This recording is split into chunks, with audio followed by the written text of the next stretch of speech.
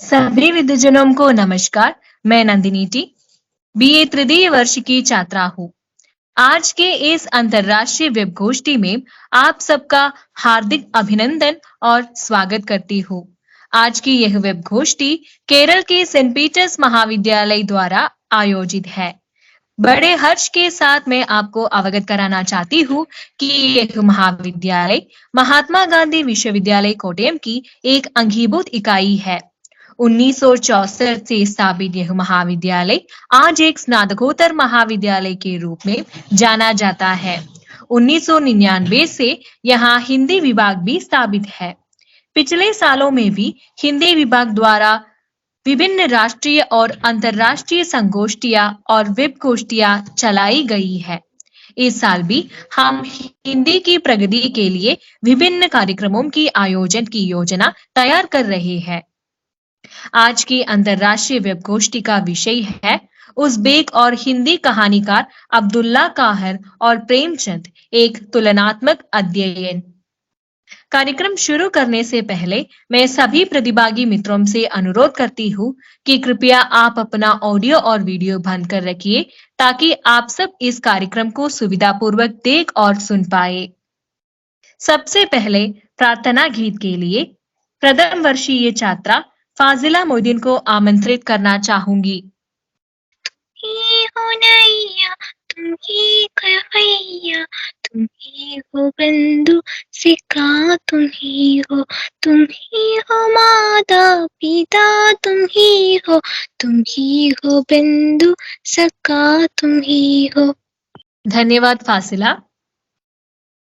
इस अंतर्राष्ट्रीय वेब गोष्ठी की संचालिका महाविद्यालय के हिंदी विभाग की associate professor doctor Sindhu T A ji को सस्नेह स्वागत भाषण के लिए आमंत्रित करती हूँ। नमस्ते।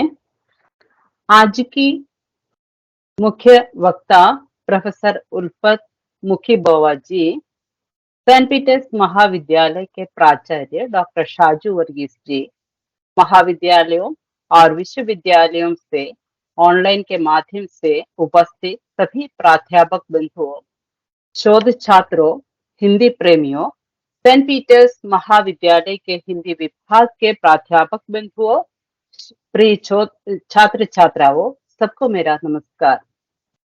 उज़्बेक और हिंदी कहानीकार अब्दुल्ला कहर और प्रेमचंद एक तुलनात्मक अध्ययन विषय पर आज एक अंतरराष्ट्रीय वेब गोष्ठी चलाने के लिए हम इकट्ठा हो गए हैं। हमारे लिए सौभाग्य की बात है कि उज़्बेकिस्तान और भारत के दो महान रचनाकारों के बारे में तथा उनके साहित्य की तुलना सुनने का एक शुभ अवसर हमें प्राप्त हुआ है।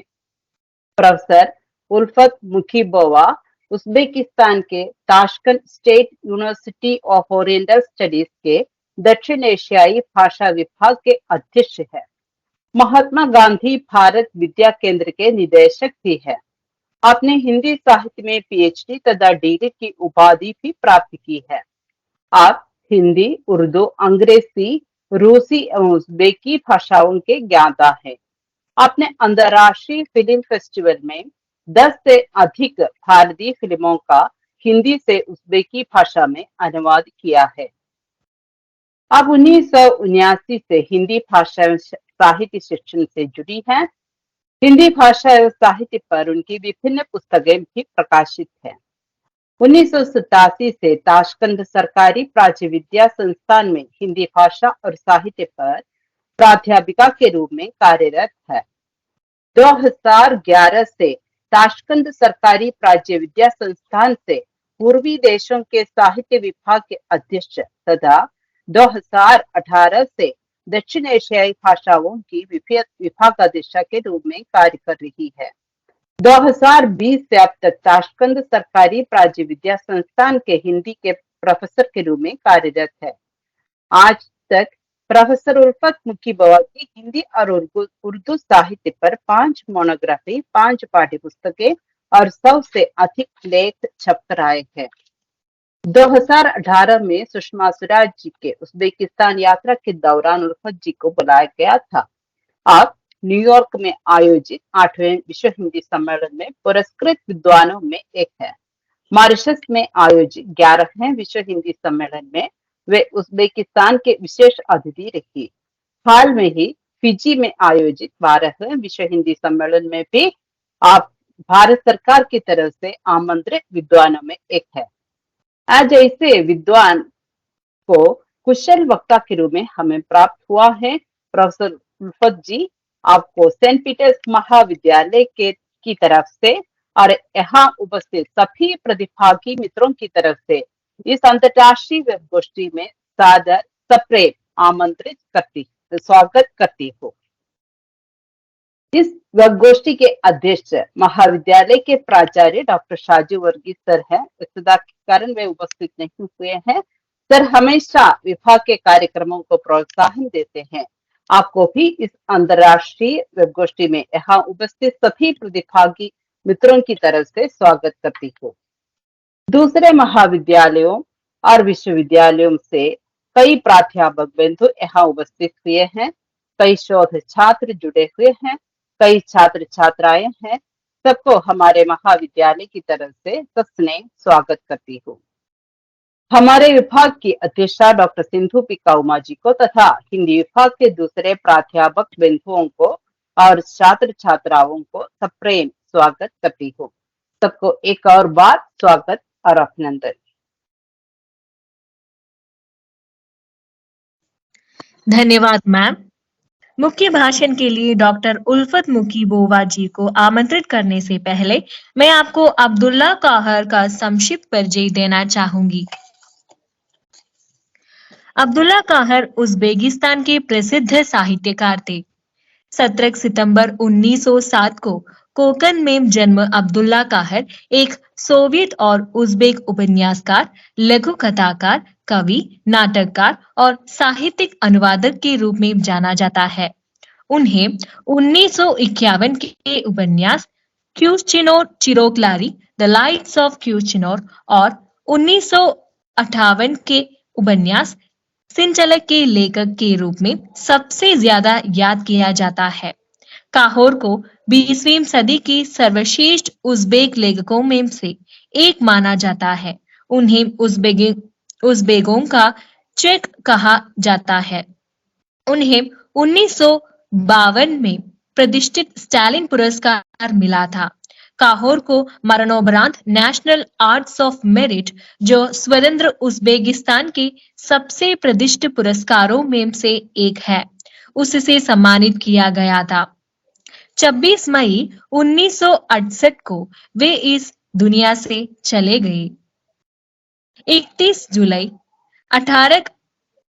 1880 को उत्तर प्रदेश के वाराणसी जिले के लम्ही गांव में जन्म धनपत राय श्रीवास्तव, जो प्रेमचंद नाम से जाने जाते हैं।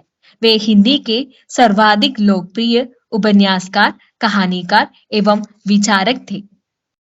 हिंदी के प्रसिद्ध आलोचक नामवर सिंह के अनुसार हिंदी साहित्य का जब से आरंभ हुआ है, बड़े रचनाकारों में कबीर अपने दौर में वही भूमिका अदा कर रहे थे जिसका विकास लगभग 500 वर्ष बाद प्रेमचंद ने किया।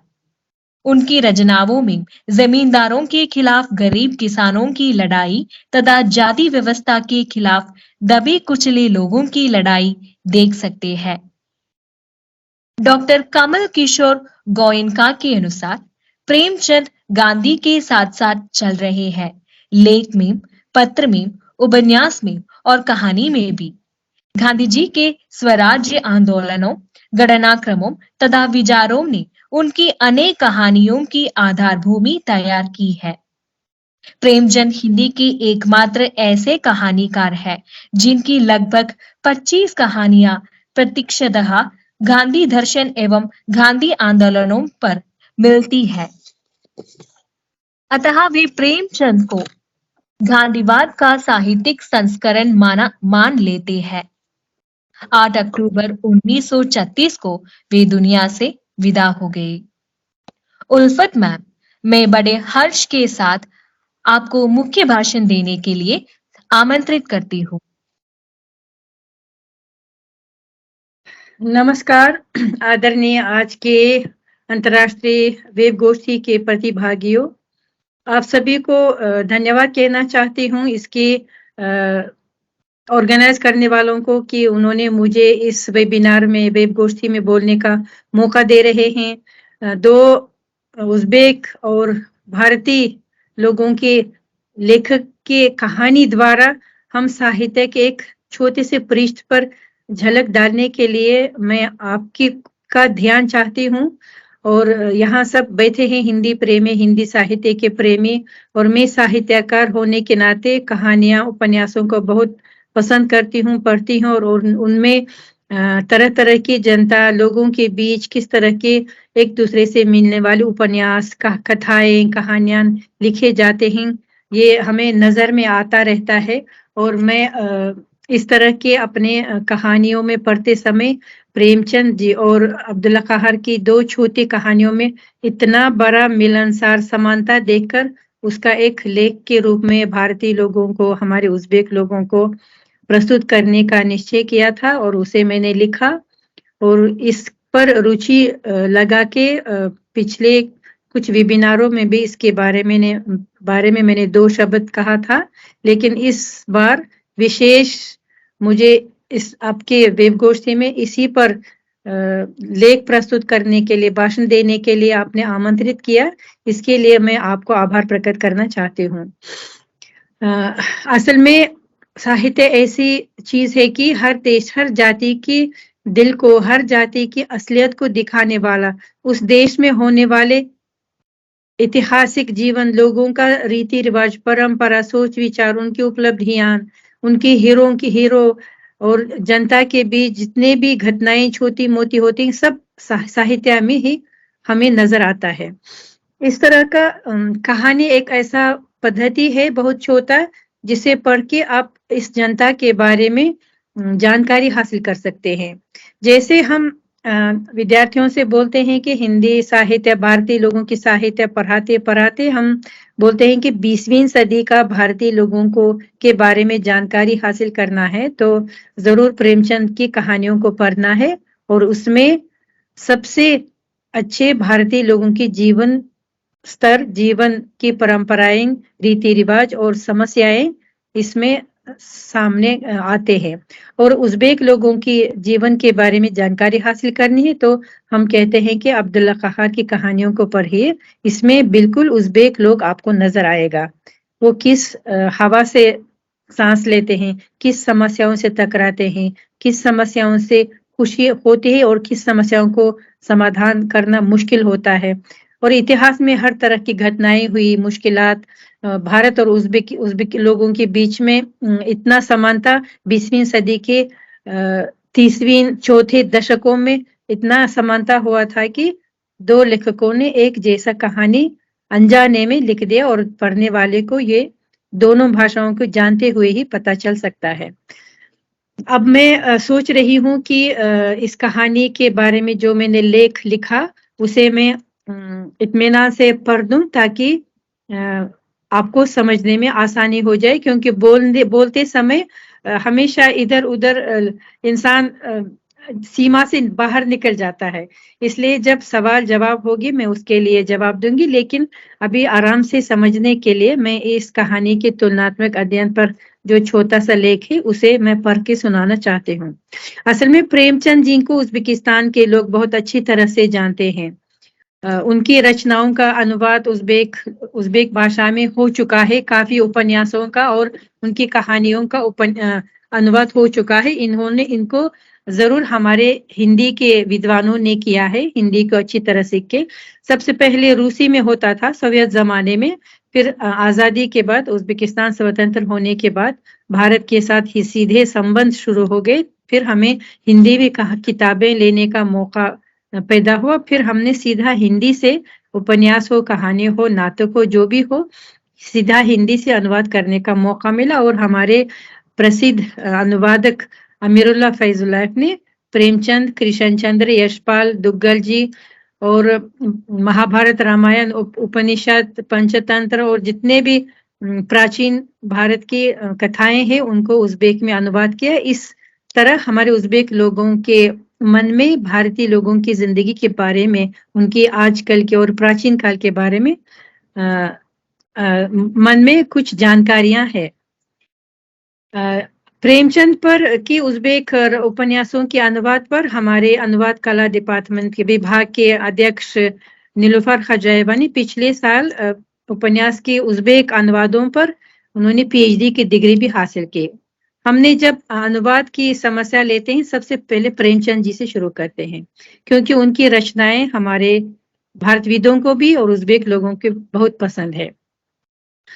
अब ये हमारे उज़्बेकिस्तान और भारत के दो लेखक अब्दुल्ला कखार जी और प्रेमचंद जी के बारे में छोटी सी जानकारी हमारी बहन ने दिया, इसलिए मैं उनके बारे में नहीं बोलूंगी। लेकिन इनकी दो गोहोरी के जीवन का एक दिन और अब्दुल्ला कखार की चोर कहानियों का तुलनात्मक अध्ययन के बारे में ज्यादा बोलूंगे। उज़्बेक और भारतीय दोनों लेखकों ने इन कहानियों में गांव के लोगों की जिंदगी में गाय का महत्व कहाँ तक है इस पर जोर दिया है। अब्दुल्ला कखार जी की चोर नामक कहानी काबुल बाबा के घर से रात के अंधेरे में गाय खो जाने से शुरू होता है और प्रेमचंद जी की होरी के जीवन का एक दिन नामक कहानी जब से होरी के घर में गाय आ गई तो घर की श्री कुछ और हो गई हो जाने के बारे में लिखने से शुरू होता है। एक कहानी में घर में गाय खो जाने की खबर है, दूसरे में गाय खो जाने की खबर है। नहीं, थोड़ा कंफ्यूज हो गए। प्रेमचंद की कहानी में गाय के मर जाने की और अब्दुल्ला कखार की कहानी में गाय की खो जाने की खबर है। दोनों कहानियों में सारी घटनाएं एक जैसी नहीं है, लेकिन उनका मसला एक जैसा है। गाय के बारे में विचार एक जैसा है, पात्रों का जीवन स्तर स्थिति एक जैसा है। कहानियों में गरीबी और गांव के लोगों की समस्याओं को हल करने वाले, गांव के लोगों की जीवन का देखभाल करने वाले पंचायत, महाजन लोगों की दुराचारी, अनैतिकता दोनों कहानियों में लगभग एक जैसा दिखाया गया है। नीचे इन विचारों को कहानियों से लिया गया कि ताकि उदाहरण के साथ अपने बातों को का प्रमाण देने की चेष्टा की गई है। दोनों कहानियों में गाय से संबंध संकट है। एक कहानी में गाय खो जाता है, दूसरी में मर जाता है। इसका वर्णन इस तरह है। अब्दुल्ला कखार की चोर कहानी में बुढ़िया जब रात के अंधेरे में आटा सेंकने उठी तो गाय को देखने भी गई। अरे गाय नहीं है, पीछे की दीवार में छेद पैदा हुआ है। ये अब्दुल्ला कखार की कहानी में। और प्रेमचंद जी की होरी के जीवन का एक दिन कहानी में सहसा गोबर आकर घबराई हुई आवाज में बोला, दादा सुंदरिया को क्या हो गया? क्या काले नाग ने छू लिया? वो तो बड़ी तड़प रही है। होरी चौक में जा चुका था।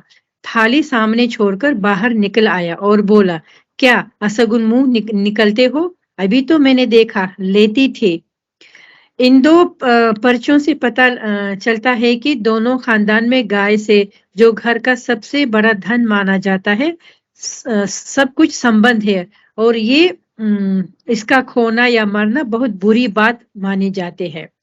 दोनों लेखकों ने कहानियों में गरीब के परिवार में जीवन गुजारने के लिए गाय का महत्व कितना बड़ा है ये बड़ी स्पष्टता से व्यक्त किया। अब्दुल्ला कखार जी चोर में लिखते हैं, किसान का घर जल जाए पर गाय ना जाए।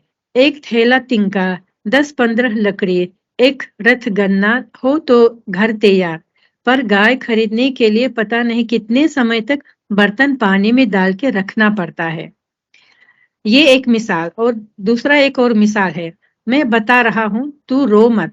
तुम्हारी गाय यदि बादशाह की सीमा से बाहर नहीं गई तो जरूर मिल जाएगी।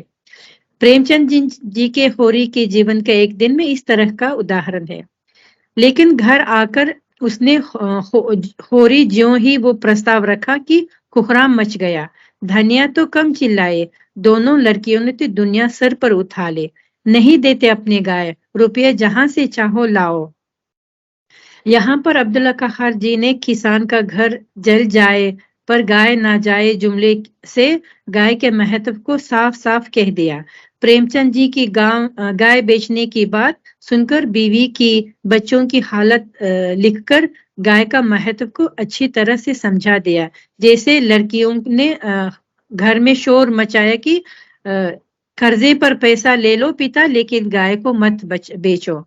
तो गाय इतना प्यारा है बच्चों के लिए। दोनों कहानियों में गांव के पंचायत के लोगों की बेईमानी भी बड़ी अच्छी तरह से दिखाई गई है। अब्दुल्ला कहार जी की चोर में पंचायत वाले के पास जब काबुल बाबा गए तो आपस में इस तरह की बातचीत हुई। काबुल बाबा जिसका गाय खो गया है वो अपने गांव के पंचायत के पास जाता है और ये बातचीत इस तरह है, क्या गाय खो गई? गाय नहीं भैंस था, होने से पहले था ना। कैसा भैंस था? बहुत अच्छा भैंस था। अच्छा भैंस होता तो अनजाने के साथ चला जाता। उसे बोला नहीं गया था कि हर किसी के साथ जाया मत करो। ये पंचायत की बात है कि मदद देने के लिए काबुल बाबा को समझदारी सिखा रहा है। उनकी बातचीत से पता चलता है कि पंचायत वाला समस्या सुलझाने से दूर है।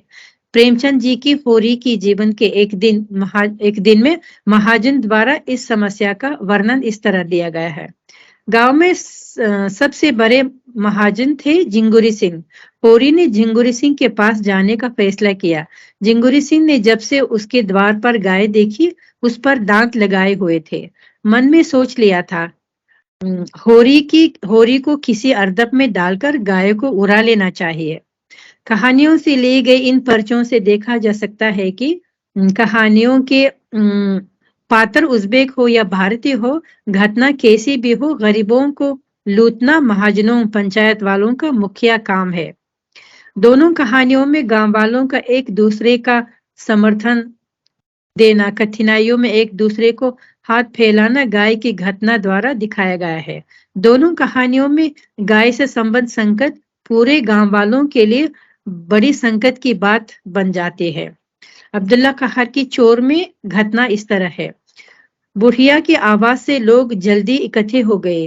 काबुल बाबा बिना टोपी, बिना चप्पल, बिना कुर्ते बाहर गाय खोई कमरे के पास कांपते हुए इधर उधर देख रहे थे, पर कुछ दिखता नहीं था। औरतों की चोर की गालियां देने की, कुत्तों के भौंकने की और मुर्गियों की कुकू जैसी आवाजें आ रही थी। ये रात को गाय खो जाने पर गांव में लोगों की हालत, जो एक दूसरे के समर्थन में इतना शोर मच गया रात को। प्रेमचंद जी की होरी के जीवन के एक दिन में इस तरह का वर्णन है। धान्य सर पीटने लगे। होरी पंडित दातादीन के पास दौड़ा। सारा गांव जमा हो गया। गाय को किसी ने कुछ खिला दिया। साफ विष दिया गया है। गाय की घटना से दोनों लेखकों ने अपनी दूसरी मुख्य बात पंचायत वालों महाजनों का असलियत दिखाना चाहा। उनका सख्त आलोचना किया। गरीब को हमदर्दी की जगह ये स्वार्थी लोग इससे क्या लाभ उठाने के बारे में सोचने लगते हैं। प्रेमचंद जी की कहानी में जैसे झिंगुरी सिंह होरी की गाय को अपनाने की कोशिश में रहता है, उसी तरह अब्दुल्ला कहार के चोर में गाय को पंचायत के लोग गाय मिले ना मिले उसी गरीब से पैसे कमाने की इच्छा में रहता है। अब्दुल्ला कहार जी के चोर में इसका इस तरह बयान किया गया है। काबुल बाबा ने सोचा, पंचायत वाले गाय को ला देने की बात की। अब मुफ्त में ये लोग काम करते नहीं। फिर जेब में जितने पैसे थे सारा उसी को दे दिया। उसने पंचायत के बड़े अमीन को बुरी पहचानने का वादा कर चला गया। हफ्ते बाद काबुल बाबा पंचायत गए और गाय के बारे में पूछा। वहां बैठे अमीन साहब ने ऐसा जवाब दिया, शायद गाय अपने आप वापस आ जाएगी। क्यों रो रहे हो? रोना मत। यदि इसे हम ढूंढवाएंगे तो दक्षिणा में हमें क्या मिलेगा? काबुल बाबा घर से 3 मुर्गी लाया। दोस्तों और पड़ोसों से 100 अंडे लिए। ये सब उसने पंचायत वालों को दे दिया। उन्होंने काबुल बाबा को फिर दूसरी जगह भेजा, पर अंत में गाय मिली ही नहीं। नतीजा ये हुआ कि अंत में काबुल बाबा को रोने से रोकने के लिए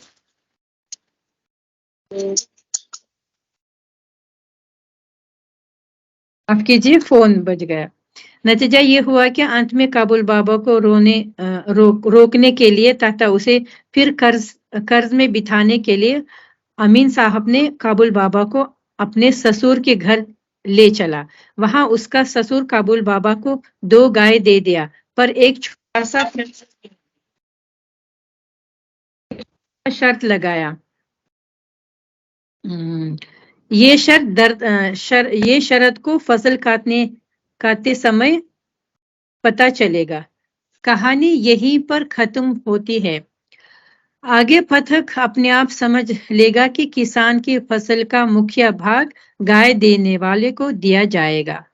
प्रेमचंद की होरी के जीवन का एक दिन में इसी तरह का घटना महाजन द्वारा दिखाया गया। जिंगुरी सिंह ने सहानुभूति का रंग मुंह पर पोतकर कहा, तो एक बात कहो, ये नई गाय जो लाए हो, इसे हमारे हाथ बेच दो। सूद इस्ताम सब झगड़ों से बच जाओ। 4 आदमी जो दाम कहें वो हमसे ले लो।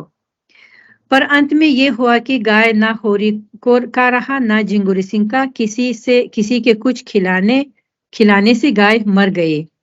अब्दुल्ला कहार जी और प्रेमचंद जी ने अपनी इस कहानी में 2 मुख्य बातें रखी। पहला, गाय की समस्या। दूसरा, इस द्वारा उस जमाने के पंचायतों महाजनों का सख्त आलोचना करना। और दोनों लेखकों ने इसमें एक ऐसा सफल रहे, इसको वर्णन करने में बहुत सफल रहे। दोनों कहानियां अपने पाठकों के लिए बड़ी प्यारी कहानियां हैं। दोनों के पात्र एक जैसे हैं। दोनों की घटनाएं बहुत मिलती जुलती हैं। पर ये दोनों कहानियां 20वीं सदी के शुरू के गांव के लोगों के जीवन के बारे में है। एक यथार्थवाद लेखक के रूप में मैं दोनों लेखकों ने उस जमाने के हिसाब से सही बातें लिखी है। पर अभी 21वीं सदी है, उन घटनाओं के बाद 100 साल गुजर चुका है। इसलिए उज़्बेक कहानी में लिखी गई घटनाएं आजकल के हमारे गांव में बिल्कुल नहीं मिलता है, क्योंकि यहाँ गांव काफी तरक्की कर चुके हैं। शहर से इतना बड़ा फर्क नहीं है। इसलिए ये 100 साल पहले की बातें हमारे उज़्बेकिस्तान में मानी जाती है। मुझे उम्मीद है कि इस लेख को पढ़ने के बाद पाठक ये समझ सकता है कि इंसान हर जगह एक जैसा सोचता है। हर देश में गांव या शहर की समस्याएं एक दूसरे से जरूर मिलते हैं। उनका सिर्फ शक्ल अलग हो सकता है, पर भाव अक्सर एक जैसा होता है। हर एक देश का लोक साहित्य, लोक कथाएं इसका सबसे अच्छा एक उदाहरण बन सकता है। इस कहानी द्वारा मैं ये कहना चाहती हूँ कि हमारे उज़्बेकिस्तान में 21वीं सदी के शुरू में दूसरे 20वीं दशक में तुलनात्मक अध्ययन पर बहुत जोर दिया जा रहा है। और हमारे विश्वविद्यालय में, यूनिवर्सिटी में आजकल जितने भी 14 देशों की भाषाएं, साहित्य का हम अध्ययन करते हैं। जिस तरह मैं भारतीय साहित्य का अध्ययन करती हूँ, दूसरे विभाग के अध्यापकगण अरबी, फारसी, चाइनीज, कोरियन, तो इसमें तुलनात्मक में पीएचडी के तुलनात्मक विषय पर ज्यादा काम हो रहा है। और हमारे देश में यह बहुत आधुनिक समस्या मानी जाती है, जिससे साहित्य को तुलना करने में दोनों देशों के बीच समानताएं, विशेषताएं और जो एक दूसरे से अलग विशेष उसी जनता के लिए खास बातें हमारे नजर के सामने आते हैं। और हम विद्यार्थियों को पढ़ाते समय उसको बहुत अपने साहित्य के क्लास में बहुत इसका प्रयोग करते हैं कि आप देखिए इस तरह की कहानी, इस तरह का उपन्यास हमारे उज़्बेक लेखकों ने लिखा है कि या नहीं। जब इस तरह का तुलनात्मक अध्ययन करेंगे, वो साहित्य के बारे में जानकारी विद्यार्थी का बहुत विस्तार से बढ़ेगा और समझना भी, अपनी साहित्य और दूसरी साहित्य को समझकर अच्छा साहित्यकार बनने का एक आधार बनेगा। लेकिन मैं जानती हूँ कि तुलना करने में हर कोई रचना तुलना नहीं किया जा सकता है। उसमें कुछ समानताएं होनी चाहिए जो इस कोई लेख या कोई किताब के लिए आधार बन सके। तो इसमें हमारे कुछ थ्योरी किताबें हैं कि किस तरह की रचनाओं का हम तुलनात्मक अध्ययन कर सकते हैं। जैसे रामायण और महाभारत को हम किसी भी रचनाओं के साथ तुलना नहीं कर सकते हैं। बिल्कुल उसी जनता की प्राचीन काल का उस तरह का महाकवि होनी चाहिए कि उस जनता के इतिहास से, रीति रिवाज से, आध्यात्मिकता से, दर्शन से सब कुछ संबंध होनी चाहिए। जब हम और जरूर बहुत जनता के अमर वीरों का नाम होनी चाहिए, जो अर्जुन जैसे या उनके उस्ताद जैसे प्रसिद्ध नाम दूसरे रचना में भी जरूर होनी चाहिए। तो इस तरह हम तुलना करने में इस तरह की विशेषताओं पर भी ध्यान देते हैं और पीएचडी के काफी काम हमारे यूनिवर्सिटी में हमारे अध्यापकों ने पीएचडी डिग्री प्राप्त की कि विशेष वैज्ञानिक राह है, विभाग है जो इसमें सिर्फ तुलनात्मक अध्ययन पर काम करते रहते हैं। धन्यवाद। कुछ सवालों में जवाब देने के लिए तैयार हूँ। आजकल हम अब्दुल्ला कहर की कहानियों का हिंदी में अनुवाद कर रहे हैं, एक संग्रह के रूप में शायद आ जाएगा, या उज्बेकिस्तान में या भारत में कुछ छपाने की कोशिश करेंगे। जी, ये जानकर बहुत बड़ी खुशी हुई कि प्रेमचंद को उज्बेकिस्तान के लोग बहुत पसंद करते हैं। भारतीय लोगों की जिंदगी के बारे में भी वे जानते हैं। अपने दोनों रचनाकारों की कहानियों का बखूबी तुलना की है। हमें एक बात जानना चाहूंगी कि वो तो 20वीं शताब्दी की कहानियां हैं, लेकिन अब दोनों देशों की सामाजिक परिस्थिति भी बदल गई है। अब तो उज्बेकिस्तान की सामाजिक स्थिति कैसी है? जैसे मैंने अभी लेख के अंत में यही कहा कि जो अब्दुल्ला कहर जी ने जो लिखा, गाय के महत्व, गांव के लोगों की समस्या, वो पंचायत के लोगों की, ये 20वीं सदी की शुरू की बातें हैं।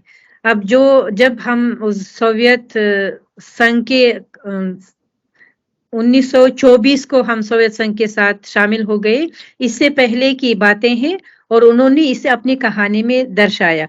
फिर भी 20वीं सदी के 30वीं दशकों में भी इस तरह की हालत है, लेकिन सोवियत जमाने में हमारे उज्बेकिस्तान सोवियत संघ के साथ बहुत अच्छी तरक्की की और शहर और गांव में आजकल कोई फर्क नहीं है। जो भारत में मैं जानती हूँ, गांव और शहर में बड़ा फर्क है। भारत काफी बड़ा देश है, उज्बेकिस्तान तो भारत के एक प्रदेश के बराबर हो सकते, या उत्तर प्रदेश के या कोई पंजाब का। हमारे ये भी छोटा है, क्षेत्रफल भी इतना बड़ा नहीं है। भारत काफी बड़ा देश है और जनसंख्या भी काफी बहुत है, दुनिया में दूसरी स्थान पर है जनसंख्या के हिसाब से। इसलिए गांव में तरक्की हुई है, मैं जानती हूँ, क्योंकि मैं 30 साल पहले भारत गए और उसके बाद 30 साल के बाद जब गए 21वीं सदी के शुरू में, वो उस जमाने के गांव आजकल नहीं है, वो भी बदल गए। लेकिन इस तरह नहीं है कि हमारे उज्बेकिस्तान में बिल्कुल गांव देखा नहीं जा सकता, नहीं है गांव, नाम गांव था, अभी वो सब शहर हो गए। इसलिए सामाजिक तरक्की हमारे देश में काफी अच्छी है, इसलिए वो 100 साल पहले की समस्या मानी जाती है। आपने पिछले आपके व्याख्यान में बताया था कि वहाँ रामायण और महाभारत काफी लोकप्रिय है, तो कैसे लोग वहाँ रामायण महाभारत से प्रभावित हुए, थोड़ी जानकारी दीजिए। ये भारतीय साहित्य को हम पढ़ाते हैं। जब भारत में गई, हिंदी साहित्य की किताबें जो देखा, जितने भी, वो नामवर सिंह का है या शुक्ला जी का है, किसी त्रिपाठी जी का है, सबका वो 19वीं सदी से, वो खड़ी बोली के बाद से खड़ी बोली से शुरू होता है। और यहाँ हम समझते हैं कि हिंदी साहित्य, नाम हिंदी साहित्य, लेकिन हम वेदों से शुरू करते हैं, संस्कृत भाषा से शुरू करते हैं, क्योंकि भारत हमारे लिए अनजाना देश है। और अगर हम 19वीं सदी से खड़ी बोली से शुरू करेंगे, भारत को समझना नामुमकिन होगा, क्योंकि आप लोगों के लिए ये समझना अपना साहित्य है। लेकिन भारत को समझने के लिए हम अच्छी तरह जानते हैं कि रामायण महाभारत को नहीं जानता है तो हम भारत को समझ नहीं सकेंगे। टेक्निक को समझ सकते हैं, लेकिन जो आपके संस्कार है, रीति रिवाज है, परंपराएं हैं, उसको समझना मुश्किल है। इसलिए हम वेदों से लेकर आज की 21वीं सदी तक का बहुत ही बड़ा भारतीय साहित्य सिखाते हैं। इसलिए BA के दूसरे कोर्स से चौथे कोर्स तक 3 साल हफ्ते में 2 बार हिंदी साहित्य है, हम इसको भारतीय साहित्य कहते हैं, क्योंकि उसमें उर्दू साहित्य भी शामिल है। थोड़ा सा बंगाली साहित्य भी पढ़ाते हैं, क्योंकि रविंद्रनाथ टैगोर को पूरी दुनिया जानता है। और पंजाबी साहित्य थोड़ा भी पढ़ाते हैं, क्योंकि उसमें अमृता प्रीतम पर हमारे अध्यापक ने पीएचडी किया है। और मॉस्को में भी पंजाबी साहित्य थोड़ा पढ़ाते हैं। इसलिए भारतीय लोगों का साहित्य मान के हम वेदों से लेके पढ़ाते हैं। लेकिन रामायण महाभारत सोवियत जमाने में छोटी सी किताब थी, हम पाठशाला में पढ़ते थे। वो हिंदू धर्मों में वो फूल चढ़ाते हैं ना, माला लगाते हैं। इसको क्या हिंदी में क्या रंग है, वो इंग्लिश में ऑरेंज है। हिंदी में उसका रंग, उस रंग को क्या बोलते हैं? लाल नहीं है, वो पीला नहीं है, पावी। भगवा रंग। हाँ, उस रंग में महाभारत किताब होती थी। अभी मेरे अलमारी में भी है महाभारत। उसमें छोटी सी किताब है, लेकिन महाभारत क्या है, कुरु वंश कौन है, पांडव कौन है, किस तरह का लड़ाई हुई, कौन जीत गया, इस तरह का की घटना का रूसी में अनुवाद था। फिर रूसी से हम उज़्बेक में अनुवाद किया। लेकिन सालों बाद हमारा देश स्वतंत्र होने के बाद हमारे उज़्बेकिस्तान में सबसे पहले महाभारत सीरियल दिखाया गया। वो आपने जो 200 पता नहीं 300 कितना सीरियल है, बहुत ही काफी लंबा है। हर शनिवार रविवार को सुबह 11 बजे सब महाभारत देखते थे बैठ के। और उसको हमारे प्रसिद्ध अनुवादक आमिर फैजुल्लाह ने किया। उनके अनुवाद इतना अच्छा था कि महाभारत को समझना हमारे लोगों के लिए बहुत आसान हुआ। इसके बाद महाभारत के बाद रामायण का डब करके रामायण सीरियल भी 3-4 बार दिखाया गया। इसलिए हमारे लोगों को बहुत पसंद आया। इतना महावीर, इतना इतिहास, इतने लोग, इतनी रीति रिवाजों को सुनकर। और इसमें बहुत बातें हैं ना, रामायण महाभारत में सिर्फ इतिहास नहीं है। भाई बहन के साथ किस तरह बर्ताव होनी चाहिए, बादशाह को अपने जनता के साथ किस तरह बर्ताव होंगे, और पंडित कैसी होनी चाहिए, बेटा कौन सा, माँ कैसी होनी चाहिए, इस तरह की समस्याओं को सवालों के जवाब है। ये एक उदाहरण है सबसे बड़ा। ये बहुत हमारे लोगों को पसंद आया और उन्होंने बड़ी खुशी से देख के टीवी में बहुत लोगों से खत भी आया है कि ये हमें पसंद आया, हमें राम पसंद है, अर्जुन पसंद है, दुर्योधन ने ऐसा किया, इस तरह की बहुत पसंद करके लोगों ने लिखा था। लेकिन जरूर दूसरे उपन्यास भी हैं प्रेमचंद जी की, जो होरी के जीवन का एक दिन वो गोदान से कुछ टुकड़ा है, गोदान उपन्यास का। और कर्म भूमि, गोदान, निर्मला, जितने भी कृष्ण चंद्र के प्रेमचंद के उपन्यास है उज़्बेक लोग पढ़ते हैं। और साहित्यकार, जैसे मैंने पिछली बार वेबिनार में कहा था, एक हमारा प्रसिद्ध कवि है, लेखक, कवि और नाटककार है। वो रामायण को रूसी में पढ़ा उन्होंने। रामायण को बहुत बड़ी किताब में रूसी लोगों ने अनुवाद किया था। रूसी में पढ़ को उनको इतना पसंद आया कि उन्होंने कहा मैं तो हिंदी नहीं जानता हूँ, लेकिन रूसी से मैं उज़्बेक में जरूर अनुवाद करूंगा। और लेखक ने रूसी से उज़्बेक में अनुवाद किया रामायण। और पहली बार हमारे राजदूतावास में इसके राजदूत शरद सबरवाल के उपस्थिति में इसका प्रस्तुति हुई थी। उन्होंने बहुत बधाई दिया था मोहम्मद अली साहब को रामायण को उज़्बेक में अनुवाद करने के लिए। इसके बाद अनुवाद के बाद फिर सीरियल आया, रामायण सीरियल, और हम बड़े खुशी के साथ देखते हैं। अब भारतीय बॉलीवुड फिल्मों को तो पूरी दुनिया देखता है। इसके लिए भी लोग भारत के प्रति बहुत रुचि है, पसंद करते हैं, इसलिए उनकी रचनाओं को प्यार से पढ़ते हैं। जी, अब तो उज़्बेकिस्तान में हिंदी पर बहुत काम करती है और लोगों को हिंदी में रुचि बढ़ाने में बहुत सक्रिय रहती है। आपको बहुत बहुत बधाई और शुभकामनाएं। धन्यवाद। हमारे जितने भी शागिर्द हैं वो हमेशा हिंदी साहित्य को, हिंदी भाषा को सीख के भारत जाने की इच्छा में रहते हैं। जी। केंद्रीय हिंदी संस्थान में मैंने कहा इस बार 8 अध्यापकों गए थे, अध्यापक लोग, जवान लोगों को ज्यादा हमने भेजा। 2019 को मैं भी गई थी। मैंने कहा इस बार जवानों को जाने दीजिए, वो भारत उन्होंने देखा नहीं, हिंदी अपनी आंखों से सुनना है, हिंदी के अध्यापकों के साथ बात करने। फिर केंद्रीय हिंदी संस्थान में 3 हफ्ते वो पढ़ के आए। आप बहुत खुश हैं। अब हमने भारत अपनी आंखों से देखा। अब हमें पढ़ाना आसान होगा। बच्चों को बोलते समय जो अपने आंखों से देखा वो सुनाएंगे। इसलिए बहुत रुचि है, बड़े प्यार से पढ़ते हैं। जी और सब पीएचडी के पीछे कोई भाषा शास्त्र से, कोई साहित्य शास्त्र से पीएचडी करने में लगे हैं। 1-2 अध्यापक हिंदुस्तान में पीएचडी कर रहे हैं। हैदराबाद यूनिवर्सिटी में एक हमारा अध्यापिका इस साल गई पीएचडी के लिए, और एक इस साल जा रही है अक्टूबर को, वो भी पीएचडी करने भारत में करना चाहती है, क्योंकि वहां रहते हुए करने से बहुत ज्ञान बढ़ेगी ना। वो जो भी जुबान है, जो भी किताबें हैं, आराम से पढ़ के अब यहाँ पढ़ाना बहुत आसान होगा। सुनाना, भारतीय लोगों के बारे में सुनाना बहुत आसान होगा। और हम चाहते हैं कि ज्यादा लोग भारत जाके पीएचडी करके आए और हमें पढ़ाने में कोई समस्या ना आए। जी जी, बहुत बहुत धन्यवाद जी। आशा करती हूँ कि हमारे बीच तो ये संपर्क तो बनाए रखे हम। जरूर जरूर प्रकार के वेबिनार में या आप सीधे जब आती है हमारे कॉलेज पे आ जाइए। आपका जरूर स्वागत। जरूर जरूर। धन्यवाद सुनने के लिए, वक्त निकालने के लिए बहुत बहुत धन्यवाद। उज्बेकिस्तान पधारिए, हमारी सरकारी प्राच्य विद्या विश्वविद्यालय आइए, हमारे विभाग में आए, हिंदी विभाग में। ताशकंद आना है तो फोन करके जरूर हमारी यूनिवर्सिटी में आइए। जी जी, हम चैट बॉक्स में एक सवाल है। प्रस्तुत कहानियों में तुलनात्मक अध्ययन के दौरान आपने कुछ असमानताएं भी पाई है? हाँ हाँ। अब पढ़ने से सब कुछ पता चलता है ना, पढ़ना चाहिए।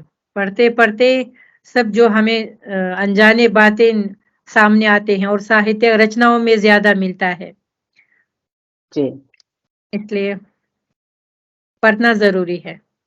जी जी, नंदिनी जी आगे बैठाइए। नंदिनी जी। जी, धन्यवाद मैम।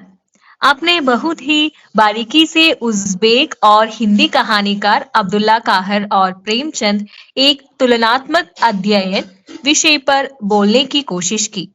आपने उज़्बेक और भारत की सामाजिक परिस्थितियों को दोनों देशों की कहानीकारों की रचनाओं के माध्यम से बताने की कोशिश की। आपके भाषण से हमें लगा कि दोनों देशवासियों में एक प्रकार की आपसी रिश्ता भी है। आशा करती हूँ कि यह रिश्ता और लगाव सदैव कायम रहे।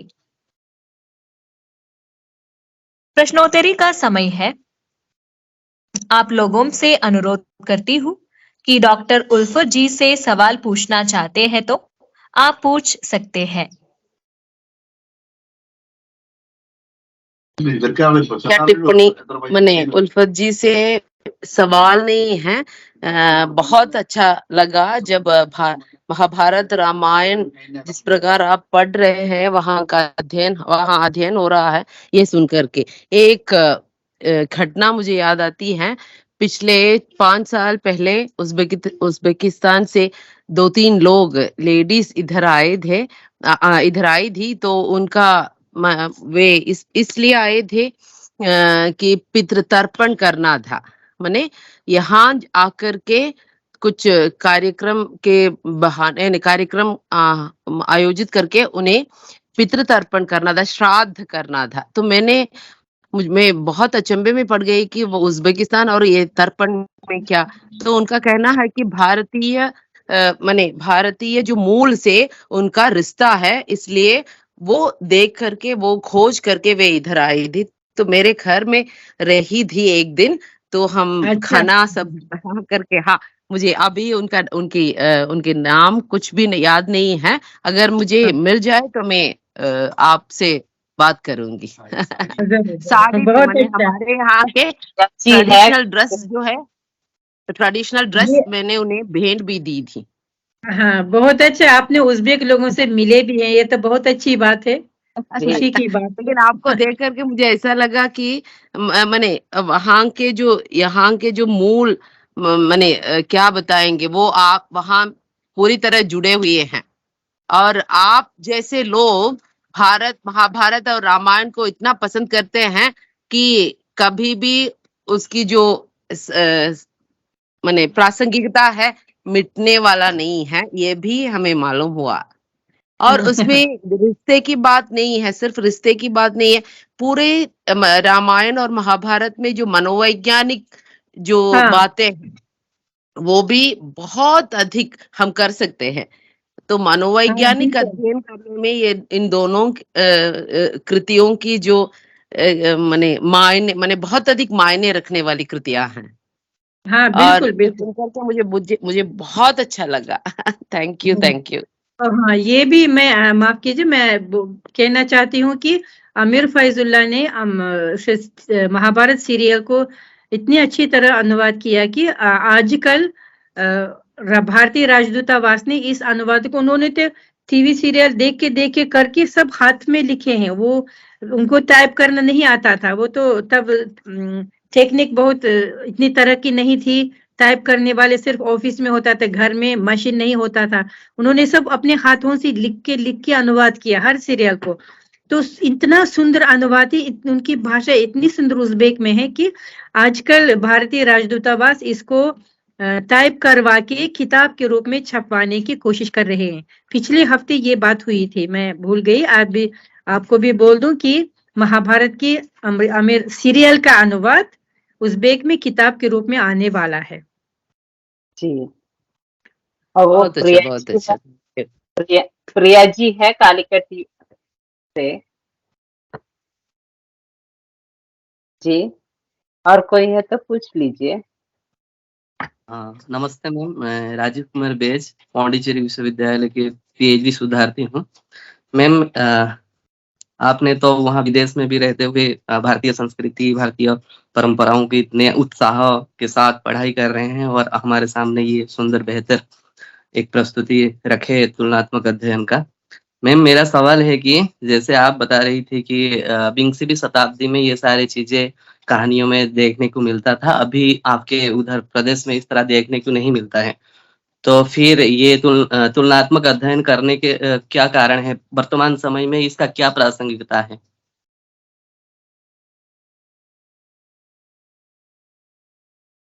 जी, आपका माइक म्यूट है।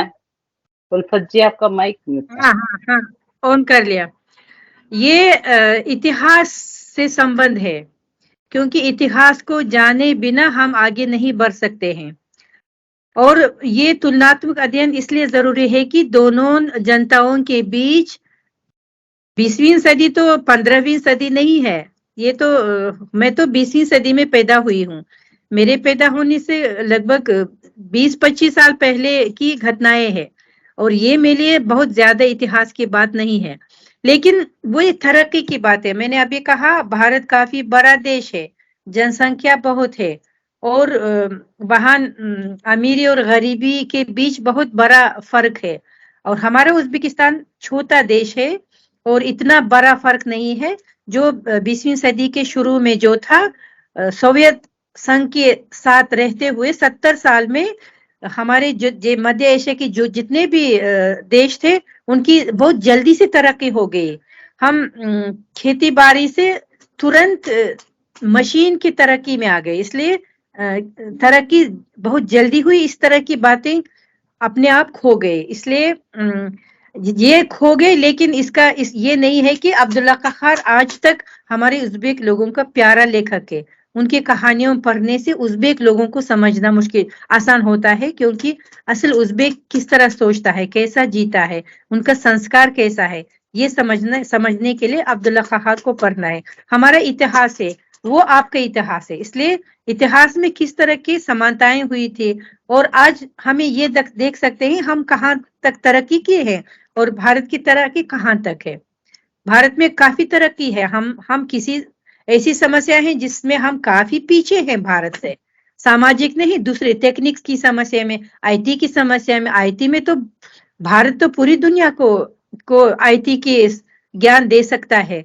आईटी के सबसे अच्छे कार्यालयों में भारतीय लोग बैठे हैं, लेकिन उज़्बेक लोग ऐसे नहीं है। आईटी में इतनी तरक्की नहीं है हमारा, इसलिए वो ये बस तुलनात्मक अध्ययन से पता चलता है कि कौन किस तरह चल रहा है, कौन सी कामयाबियां हैं, कौन सी कमियां हैं, किसमें किसकी तरक्की जल्दी हुई, किसकी बहुत धीरे से हुई।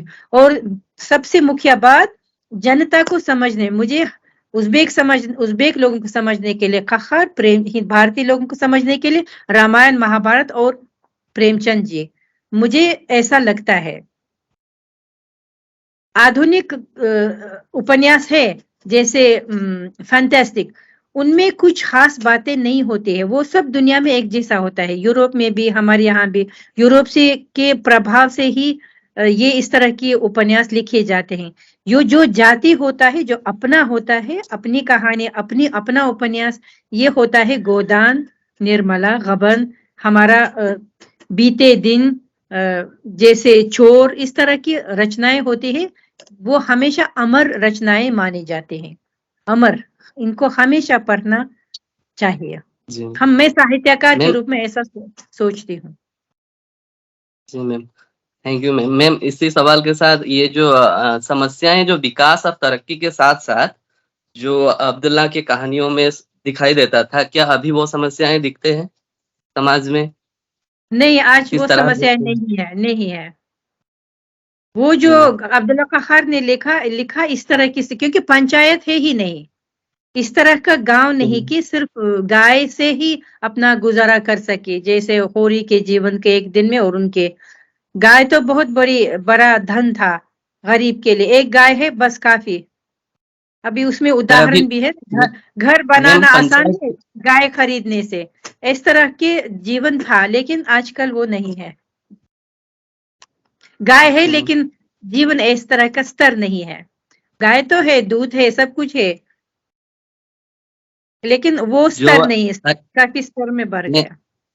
मैम, जो अनैतिकता या दुराचार पंचायत के बदले में या पंचायत के स्थान पर या जो भी अभी है एडमिनिस्ट्रेशन, प्रशासन है, वहाँ क्या उस तरह की चीजें, दुराचार या अनैतिक चीजें हो नहीं रहा है? नहीं है, आज तक पंचायत नहीं है, बस मेयर बोलते हैं ना, शहर का मेयर, हाकिम बोलते हैं। वो गांव नहीं, अभी छोटा शहर हो गया, लगभग शहर ही है, उसमें हाकिम होता है सिर्फ।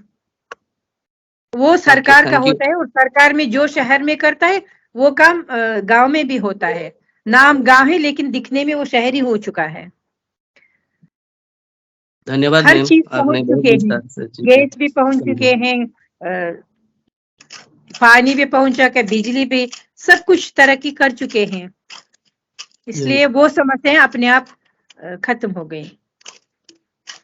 बहुत बहुत धन्यवाद मैम, आपने विस्तार से समझाए। Thank you. सवाल के लिए धन्यवाद। आदरणीय उल्फत मैडम को मेरा सादर नमस्कार। मैं नम्रता पांडे, छत्तीसगढ़। क्या मेरी आवाज आ रही है आपको? हाँ हाँ, आ रही है। जी मैम, आपको सुन के बहुत अच्छा लगा मैम। आपके देश को आपके जरिए जानने का मौका मिला, बहुत खुशी हुई आपसे यहाँ इस मंच पे मिलकर। मैम, मैं ये जानना चाहती हूँ, क्या हमारे साहित्य पे, भारतीय साहित्य पे गांधी दर्शन का बहुत प्रभाव है, तो क्या आपके उज़्बेक साहित्य पे भी इस दर्शन का प्रभाव है? और मेरा एक और प्रश्न है मैम कि क्या भारतीय कविताओं का आपने अध्ययन किया है? अगर किया है तो आपके प्रिय कवि को मैं जानना चाहूंगी। धन्यवाद मैम। गांधी का प्रभाव हमारे लोगों में। हाँ जी, जी मैम। हाँ, गांधी जी का जो प्रभाव, गांधी ने जो आगे बढ़ाया, जितने भी विचारधाराएं हैं, वो हमारे देश में लोगों के बीच स्थापित किया गया है। इसलिए हो सकता है कि गांधी की प्रभाव या गांधी की बातों को जीवन में अमल में लाना हमारे देश में हो चुका है। इसलिए अपने आप हो सकता है कि गांधी ने जो जीवन के बारे में सोचा वो हमारे देश में है, अपने आप है। इसलिए वो उन गांधी जी की बहुत सी विचारधाराएं हमारे कम्युनिस्ट ये है ना विचारधाराएं, सोवियत जमाने में था, उनसे मिलता है। समानता, सबका एकता होना, तरक्की करना, सब कुछ लोगों के लिए होना, ये सब विचारें हमारी उसी तरक्की के बीच में अपने आप हो गए। इसलिए गांधी की आरज़ू हमारे देश में है। इसलिए लेकिन गांधी की विचारधाराओं को हमारे दर्शन के विद्यार्थी पढ़ते हैं कि भारत में गांधी को कैसे समझते हैं, संसार भर में गांधी का की विचारधाराओं को किस तरह समझते हैं, किस तरह प्यार करते हैं, किस तरह पढ़ते हैं, इस बारे में हमारे दर्शन के लोग या हर एक भारतविद गांधी की विचारधाराओं को पढ़ता है। और हिंदी के कवि के बारे में जरूर हम हिंदी की कविताएं पढ़ते हैं। मुझे समझना मुश्किल है, लेकिन मुझे पसंद आता है निराला की कविताएं। मुश्किल है समझना, लेकिन बड़ी मुश्किल से हम अनुवाद करते हैं। मुझे याद है वो तोड़ती पत्थर नहीं छायादार पे बैठी हुई स्वीकार, हमने इसको क्लास में अनुवाद किया था। बहुत मुश्किल कविता है लेकिन बहुत सुंदर है। जब मैं हमने इसको क्लास में अनुवाद किया था, वो बैठी हुई स्वीकार, क्या नाम है इसका कविता का, उसको भारत में पहली बार जब कदम रखा मैंने उसी को देखा। इनका ये दर्शन में आया, वो औरत जो पत्थर लगाते सर में जेएनयू की सड़कों पर अपने बच्चे को धूप में सुलाते, अब वो पत्थर इधर से उधर लाता रहता था। मैं गाड़ी में जाते हुए देख वो इस कविता को याद मुझे आया था, जो मैंने अनुवाद किया तुरंत मुझे नजर में आया। ये 85 की बात है, आजकल तो वो नहीं है, मैं बहुत कम देखती हूँ क्योंकि मैं इसके बाद बहुत बार गई। 21वीं सदी में ये मैंने नहीं देखा, लेकिन निराला की इस कविता को मैंने अपने आंखों की भारतीय जीवन में देखा। मैंने कहा इसलिए उन्होंने ये कविता लिखा था, सोचा अपने मन में। और मुझे इसकी गजल मुझे पसंद आता है, गजल बहुत सुंदर गजल। हम भारत में अपने वो सहेलियां थे उनके साथ पढ़ते थे, वो हमें सुनाते थे, हम उनको पढ़ते थे। अभी मुझे जो पसंद है, क्या नाम था उनका, तमाम उम्र तेरा इंतजार हमने किया, तमाम उम्र तेरा इंतजार हमने किया, इंतजार में ना जाने किस किस से प्यार हमने किया। ये मुझे बहुत पसंद आया था गजल। और दूसरा, तू नहीं तो और सही, और नहीं तो और सही, और नहीं तो और सही। इस तरह की गजल मुझे बहुत पसंद है। और बहुत मेरे एक कापी है, उसमें सारे गजलें जो मुझे पसंद है मैंने लिख दिया। कभी कभी मैं विद्यार्थियों को भी पढ़ के सुनाती हूँ। बहुत बहुत धन्यवाद मैडम, बहुत अच्छा लगा। धन्यवाद। जिन्होंने सवाल पूछा था अपना परिचय भी दीजिए, सुना नहीं था वो छत्तीसगढ़ से बोल मैं डॉक्टर, हाँ जी मैम, मैं डॉक्टर नम्रता पांडे छत्तीसगढ़ से। अच्छा अच्छा अच्छा, ठीक है, बहुत बहुत धन्यवाद। अगर कोई सवाल है तो पूछ लीजिए, नहीं तो हम कार्यक्रम आगे बढ़ाते हैं।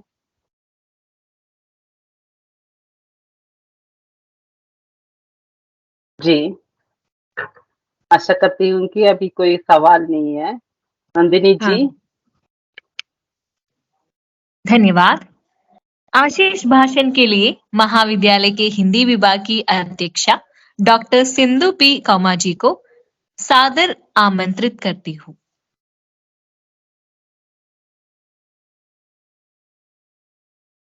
हमारे प्रिंसिपल महोदय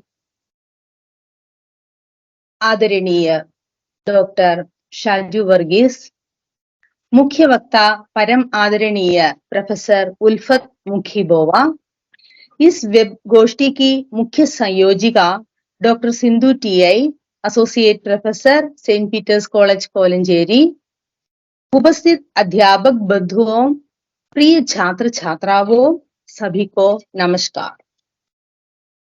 सेंट पीटर्स कॉलेज हिंदी विभाग ने इस वर्ष प्रेमचंद जयंती धूमधाम से मनाने का निश्चय किया था, लेकिन दूसरे और तीसरे वर्षीय छात्रों की परीक्षाओं के कारण 31 जुलाई को हम प्रेमचंद जयंती मना नहीं पाए।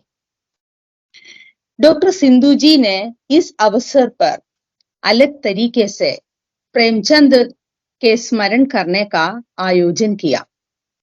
हमारा सौभाग्य है कि इस बार हमें प्रोफेसर उल्फत मुखी बोवा जैसी उच्च स्तरीय व्यक्तित्व को मुख्य वक्ता के रूप में मिल गया है।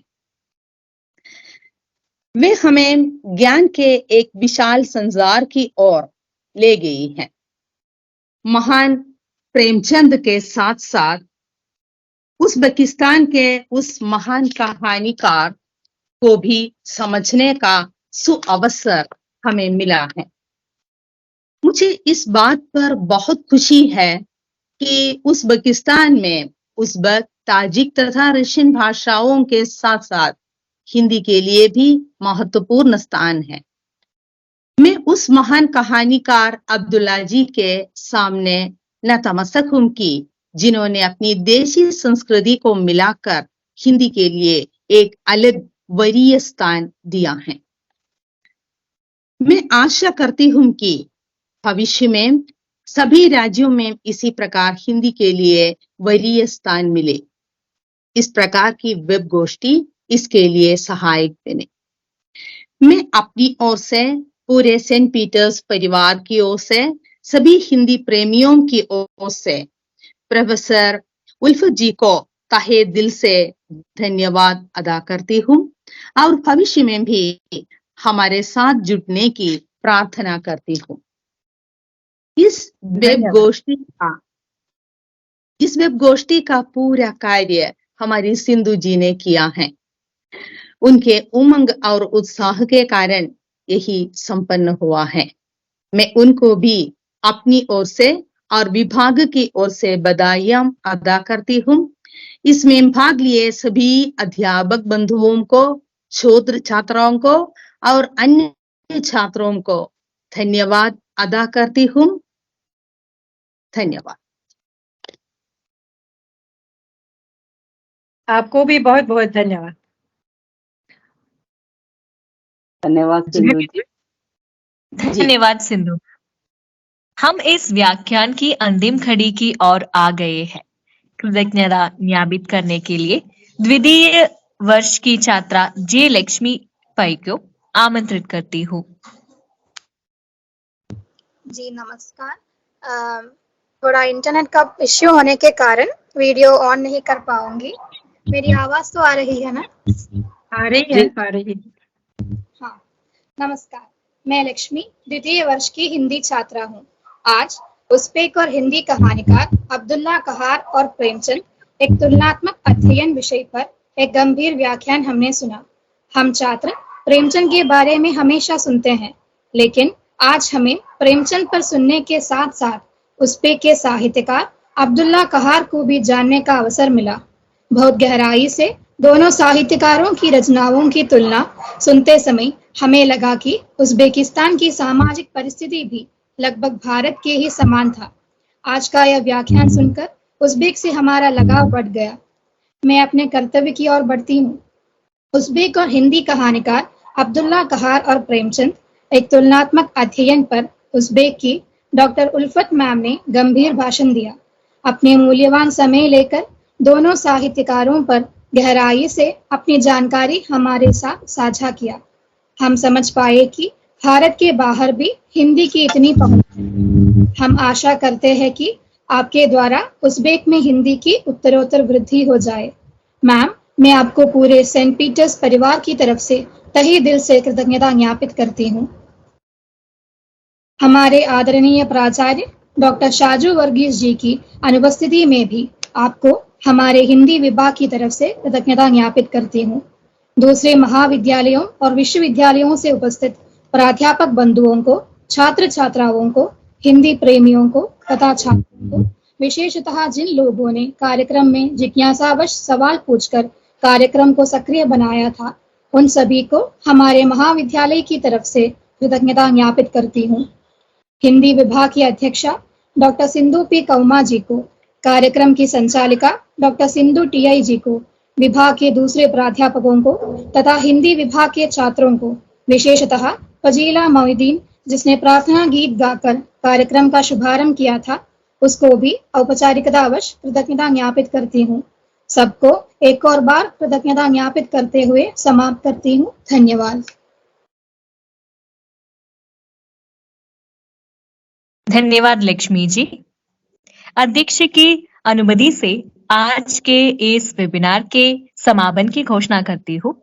सबको एक और बार अभिनंदन और आभार। धन्यवाद सिंधु जी, नंदिनी जी और जितने भी प्रतिभागी सुनने के लिए, भाग लेने के लिए, सवालों के लिए बहुत बहुत धन्यवाद। आभार प्रकट करती हूँ और आशा है कि आपके साथ मुलाकात होती रहेगी। धन्यवाद जी। बहुत बहुत धन्यवाद। बहुत- धन्यवाद। जी, हम मिलेंगे, फिर मिलेंगे। जरूर जरूर, धन्यवाद बहुत बहुत।